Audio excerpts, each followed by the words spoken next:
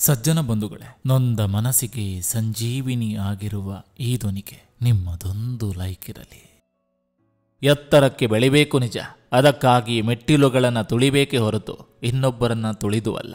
ಸೃಷ್ಟಿಯಲ್ಲಿ ಯಾವುದೇ ತಪ್ಪಿಲ್ಲ, ತಪ್ಪಿರುವುದು ಎಲ್ಲ ನಮ್ಮ ದೃಷ್ಟಿಯಲ್ಲಿ. ಪಡೆದುಕೊಳ್ಳಬೇಕು ಎನ್ನುವ ಆಸೆ ಹುಟ್ಟಿದಾಗಲೇ ಕಳೆದುಕೊಳ್ಳುವೆ ಎನ್ನುವ ಭಯ ಹುಟ್ಟಿಕೊಳ್ತದೆ. ನಿನ್ನ ವೈರಿಯೇ ನಿನ್ನ ಮನೆ ಬಾಗಿಲಿಗೆ ಬಂದರು ನಗು ನಗುತ್ತ ಸ್ವಾಗತಿಸು. ಯಾಕಂದ್ರೆ ತನ್ನನ್ನು ಕಡಿಯುವ ಮನುಷ್ಯರಿಗೂ ಮರ ನೆರಳನ್ನೇ ನೀಡ್ತದೆ. ಜೀವ ಇದೆ, ನೆಮ್ಮದಿ ಇಲ್ಲ. ಜೀವನ ಇದೆ, ಅದಕ್ಕೆ ಅರ್ಥವಿಲ್ಲ.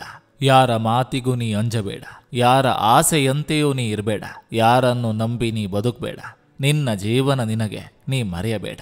ನೋವಿನಲ್ಲಿ ಜೊತೆಯಾಗಿರ್ತೀನಿ ಅಂತ ಹೇಳೋದಕ್ಕಿಂತ ನೋವು ಬರದೇ ಇರೋ ಹಾಗೆ ನೋಡಿಕೊಳ್ಳುವುದು ನಿಜವಾದ ಪ್ರೀತಿ. ಒಳ್ಳೆ ಟೈಮ್ ಬರುವವರೆಗೂ ಕೆಟ್ಟ ಟೈಮ್ ಜೊತೆ ಜೀವನ ನಡೆಸಲೇಬೇಕು. ನೀವಿರುವ ಸ್ಥಿತಿಯನ್ನು ಯಾರೊಂದಿಗೂ ಹಂಚಿಕೊಳ್ಳಲು ಹೋಗಬೇಡಿ. ಯಾಕಂದ್ರೆ ಇಲ್ಲಿ ಆರೈಕೆ ಮಾಡೋರ್ಗಿಂತ ಆಡಿಕೊಳ್ಳುವವರೇ ಜಾಸ್ತಿ. ಪ್ರೀತಿಗೆ ಪಾತ್ರನಾಗೋದಕ್ಕಿಂತ ನಂಬಿಕೆಗೆ ಪಾತ್ರನಾಗು. ನಂಬಿಕೆ ಇದ್ದ ಕಡೆ ಪ್ರೀತಿ ತಾನಾಗಿ ಒಲಿತದೆ. ನಮ್ಮವರೇ ನಮ್ಮನ್ನು ತಪ್ಪಾಗಿ ತಿಳಿದುಕೊಂಡಾಗ ಒಬ್ಬಂಟಿಯಾಗಿರೋದೇ ಒಳ್ಳೆಯದು. ನಾನು ಜೀವನದಲ್ಲಿ ಎಲ್ಲರಿಂದಲೂ ದೂರ ಇದ್ದೀನಿ ಅಂದರೆ ನನಗೆ ಯಾರೂ ಇಲ್ಲ ಅಂತಲ್ಲ. ನಾಟಕ ಮಾಡುವ ಸ್ನೇಹ ಮತ್ತು ಸಂಬಂಧಗಳ ಅವಶ್ಯಕತೆ ನನಗಿಲ್ಲ ಅಂತ ಅರ್ಥ.